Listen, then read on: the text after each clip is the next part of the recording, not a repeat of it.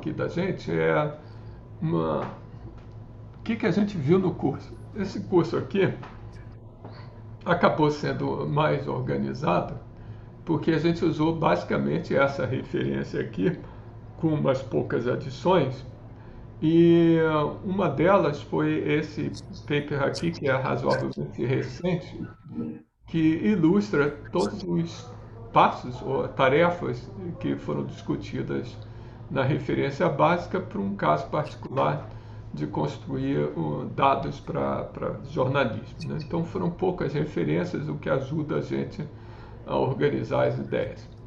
Então a nossa ideia então é rever o que nós vimos no curso e falar um pouco mais do que poderia ser abordado. Então, o paper básico, que no fundo é um livro, né, tem um monte de páginas, é explorar quais são as tarefas envolvidas na construção e manutenção de um grafo de conhecimento, ou um knowledge base.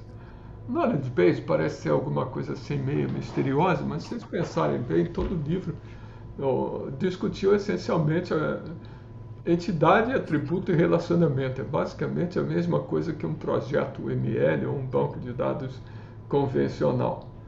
A parte que é um pouco fora do normal seria essa ênfase na qualidade, né? Qualidade do ponto de vista de estar atualizado e consistente é mais fácil de entender. Imaginar a qualidade do ponto de vista de ter uma performance semelhante à do ser humano é mais complicado da gente avaliar. Mas essa questão de atualização e atualização de forma consistente é algo que pode ser formalizado. Isso aqui é a lista de apresentações que vocês fizeram. As coisas ficaram um pouco entrelaçadas aqui, porque a gente não seguiu essencialmente a ordem do texto, para dar tempo de vocês lerem os assuntos, né, se familiarizarem com aquilo que acham mais interessante e desenvolvendo as ideias aos poucos. Então, se vocês lembram, esse 1 e 2 que aparece aqui é simplesmente porque algum capítulo foi cortado ao meio, né? No final, teve um adendo aqui ainda do Gabriel, que foi aquela história do Spotlight, que é uma ferramenta bem interessante, apropriada para as nossas tarefas aqui. As tarefas em si, que induzem a estrutura do próprio livro, são colocadas de uma forma bem interessante nessa figura que aparece logo no começo do livro, né? Onde ele, aqui embaixo, ele coloca as macro tarefas de criação e manutenção, né? Curation aqui é no sentido de manutenção. Então, essas duas grandes tarefas podem ser especializadas um pouco na tarefa de criação, descoberta, canonização das entidades, e a parte de curation, a parte de cleaning. Essa história de augmentation aqui, na verdade, é ao acrescentar fatos ou entidades ou relacionamentos ao próprio knowledge base. Bom, então essas grandes tarefas foram divididas por capítulos, né? Só tem um capítulo, uma tarefa aqui que ele comenta que é coberta em 2 capítulos. Então isso aqui foi o plano de voo do curso. A gente viu quase todo, se vocês olharem para aqui, a gente viu quase todo a referência básica, né? Agora, essas tarefas aqui, elas remetem a coisas que são bastante conhecidas para quem trabalha com banco de dados, né? Então, usando aqui termos que talvez sejam mais convencionais, né? Essa parte aqui de Source Selection, Source Alignment, normalmente é chamada de Schema Alignment. Então, Schema Alignment é o que corresponde aos capítulos 3 a 4. O Entity Linkage aqui no meio é fundamental para a gente construir qualquer coisa que venha de fontes diferentes, né? Data Extraction aparece aqui como Entity Detection, que na verdade é extrair entidades de dados não estruturados, ou extrair atributos e relacionamentos entre essas entidades que apareceu num capítulo mais adiante. O resto aqui são atividades, digamos, subjacentes a essas grandes tarefas aqui. A única coisa que nossa referência básica não fala muito, ou pelo menos não com esse nome, é a questão de o que eu faço quando eu tenho dados de fontes diferentes e esses dados são contraditórios, né? Como eu fundo esses dados, né? Então, classicamente, essa parte do Schema Alignment é o problema de você criar mapeamentos entre classes e atributos. Esse desenho aqui, ele dá a entender de que uma classe de uma fonte de dados mapeia em outra classe de outra fonte de dados.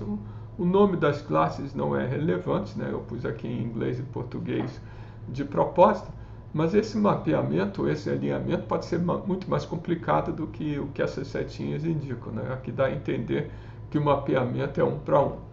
E da mesma forma, quando você tem propriedades ou atributos das classes, você gostaria de fazer o alinhamento dessas propriedades ou atributos das classes, né? Aqui de propósito eu coloquei no exemplo x e y, e aqui latitude e longitude, que seriam a latitude e longitude do poço, e aqui seria latitude e longitude do poço nesse outro banco de dados. Então o problema de Schema Alignment é um problema bastante conhecido e bastante estudado. Agora, ele por si só não resolve os problemas, que você pode criar esses alinhamentos aqui e as coisas não funcionarem direito, porque você tem que fazer o alinhamento das próprias instâncias. Não adianta eu dizer que essa classe e essa classe são classes de poços, se eu não conseguir identificar, por exemplo, que aqui eu tenho uma entrada de um poço, que é a mesma entrada no outro banco de dados. Então, o Entity Linkage, no fundo, é descobrir a mesma entidade em lugares diferentes. E na hora de integrar ou criar um knowledge base, isso é bastante importante. Isso é uma tarefa bastante conhecida. Bom, a parte de extração de dados, no fundo, tem a ver com você, por um lado, interpretar dados não estruturados ou semi-estruturados, e por outro lado, a partir dessa interpretação, você completar o knowledge base com informações oriundas de dados não estruturados. Eu não me lembro se nesse paper ele comenta a classificação de Closed World versus Open World Data Extraction. Essa classificação aqui ela é interessante, porque quando você está extraindo entidades, por exemplo, de dados não estruturados, em presença de um banco de dados, de um knowledge base, você pode querer extrair desses documentos apenas aquelas entidades que são representadas no knowledge base. Isso seria o closed world, no sentido de o mundo fechado. O mundo é aquilo que está dentro do knowledge base. O que não está no knowledge base não me interessa. Isso simplifica bastante o trabalho. Aquela história dos curated knowledge bases tem um pouco a ver com isso. Você tem uma knowledge base de referência, ele é fundamental, ou ele é bastante útil para esse processo de extração de dados. Open World é o contrário.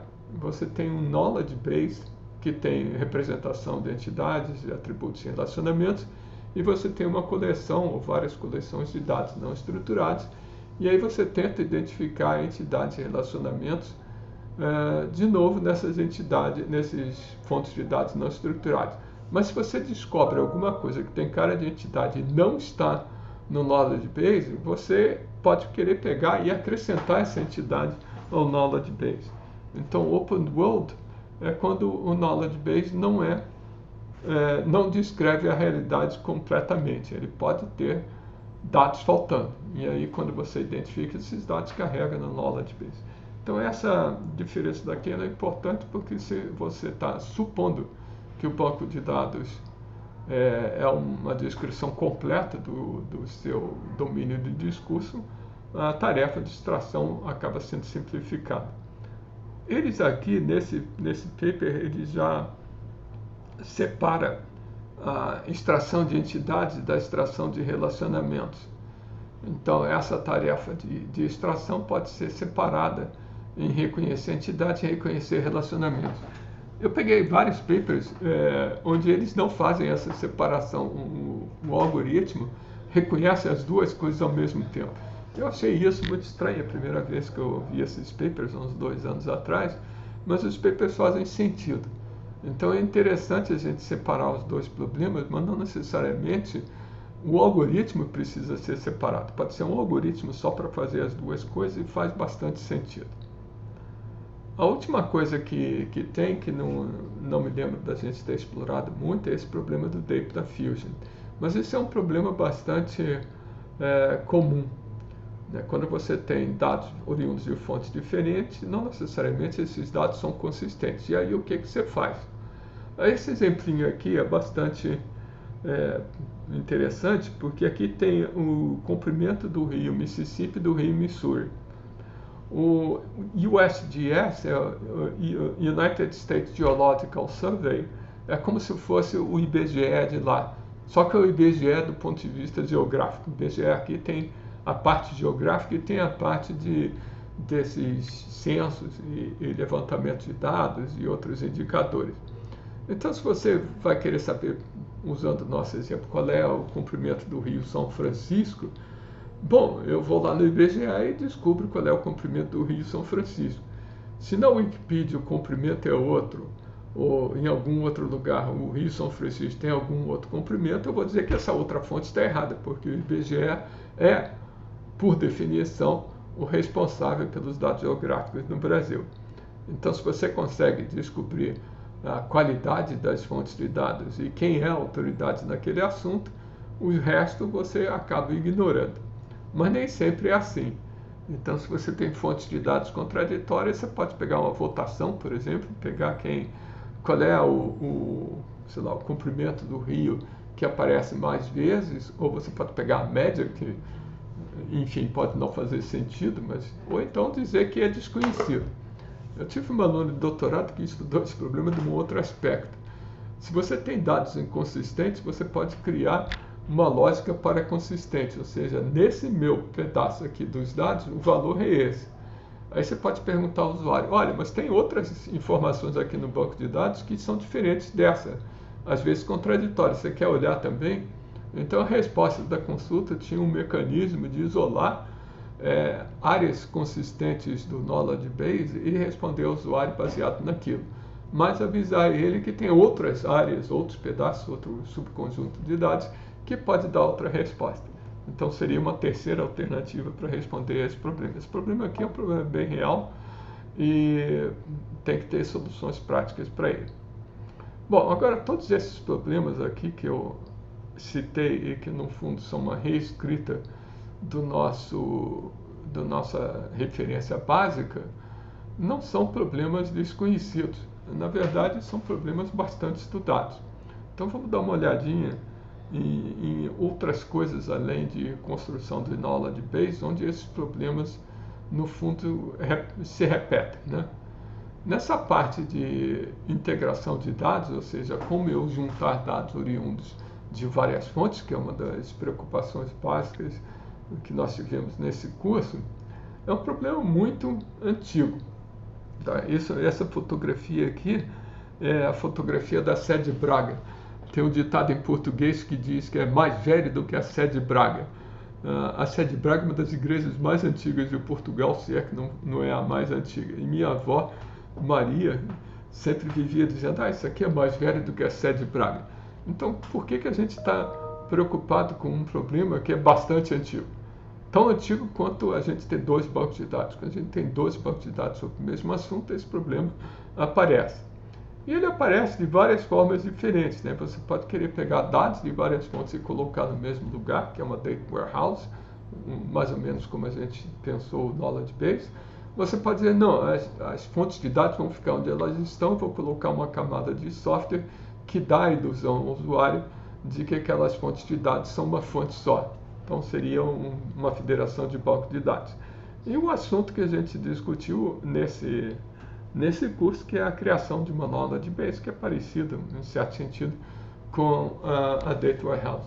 Seja lá qual for a versão do problema, no fundo, do ponto de vista de banco de dados, isso, principalmente no caso da Data Warehouse ou da Database Federation, significa que primeiro você cria uma descrição conceitual global daquele bando de dados e depois ver o que é que você faz com os bancos de dados. Aí a parte de alinhamentos e esquemas é fundamental, naquela parte toda de identificação de alinhamentos entre as entidades, por aí afora.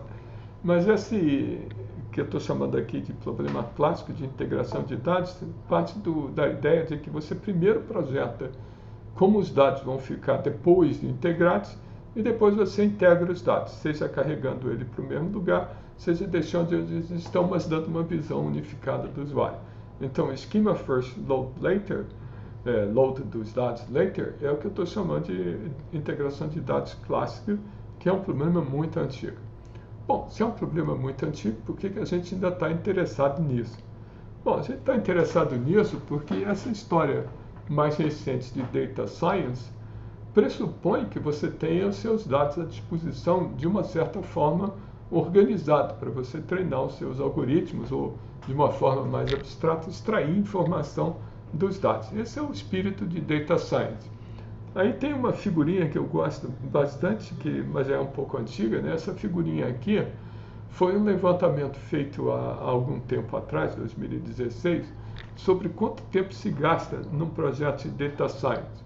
Então, acompanhando aqui as cores, 3% é criando, essa roxinha aqui, 3% é construindo os datasets para treinar os algoritmos. 5% são outras coisas.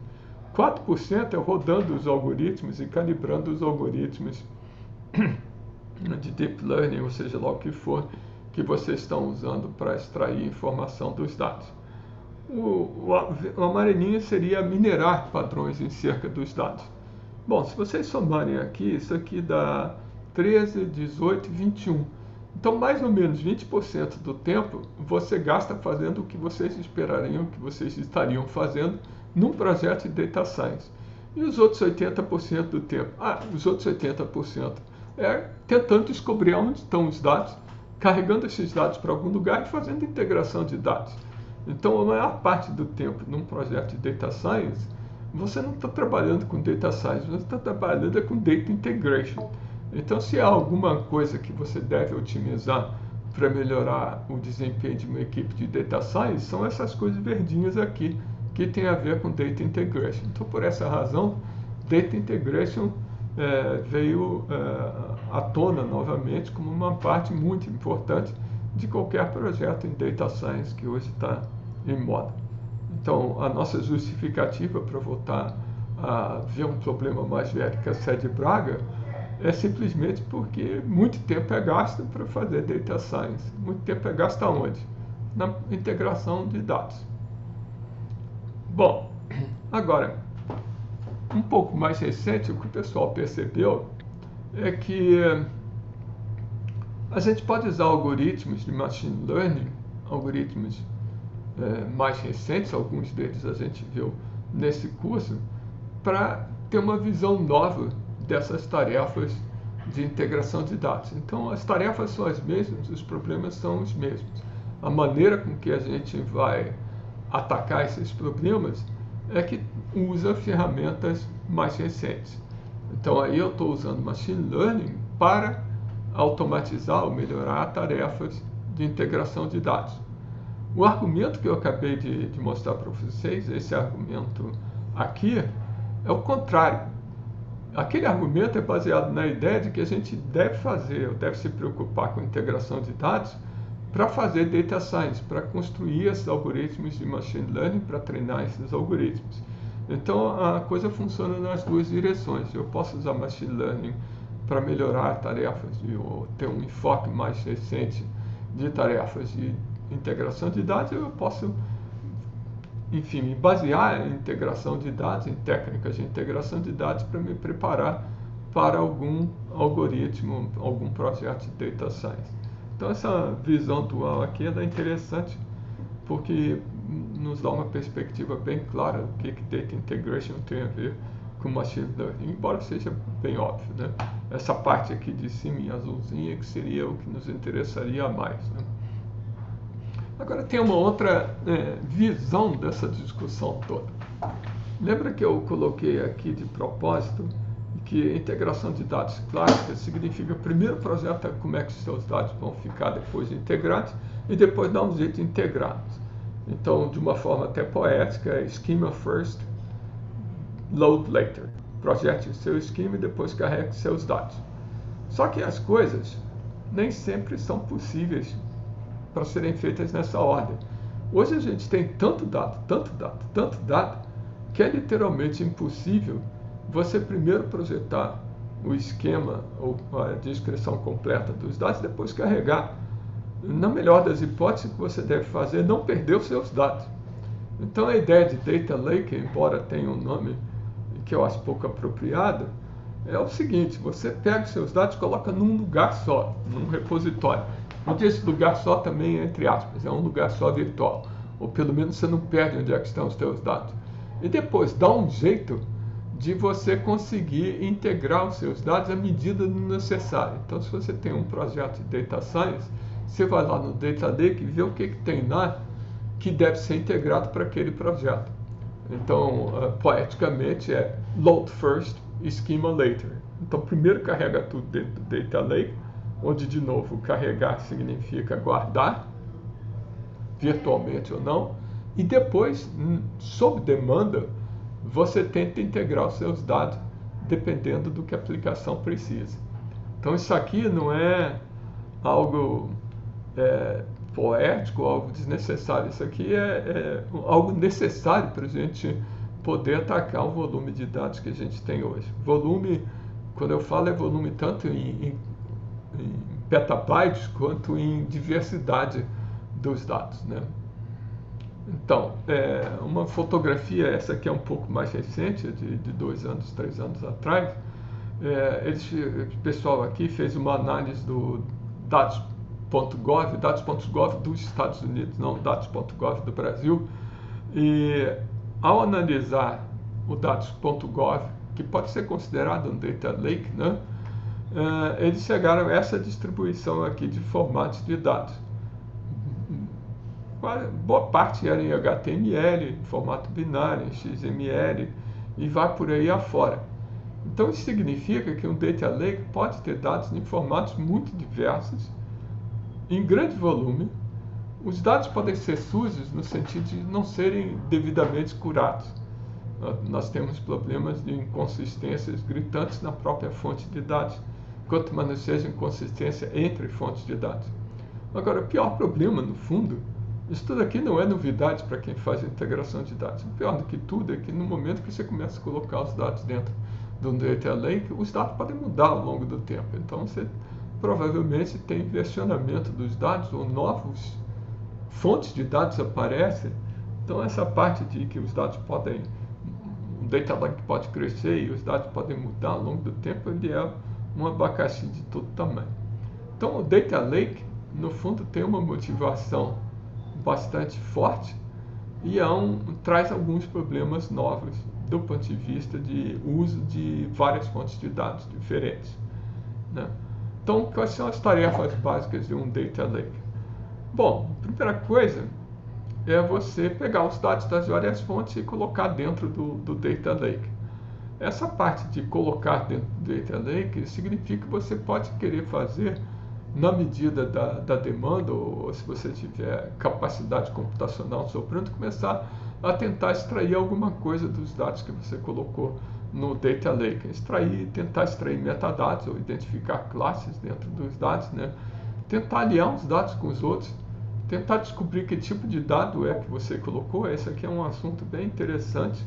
Eu cheguei a falar nesse curso um pouco sobre type inference, né? Bom, então essas 4 primeiras tarefas aqui são essencialmente coisas que você pode começar a fazer offline à medida que os dados são carregados dentro do data lake. Para você tirar os dados do data lake, é como se você estivesse acessando uma federação de banco de dados. Só que tem um detalhe: eu primeiro tenho que descobrir se os dados que eu preciso existem dentro do data lake. Então, o processo de descoberta, usando essencialmente os metadados das várias fontes de dados que estão registrados no data lake, é um processo bem complicadinho. E uma vez que você descubra as fontes de dados que você precisa, você cai no problema clássico de integrar essas fontes de dados sob demanda e na medida do possível, na medida que você tenha computação para fazer isso. A última questão aqui de versionamento tem a ver com essa característica do Data Lake, que os dados podem mudar ao longo do tempo. A ideia de versionamento é boa, porque se você descobre que você tem uma nova versão dos dados, você pode reusar os metadados da versão anterior.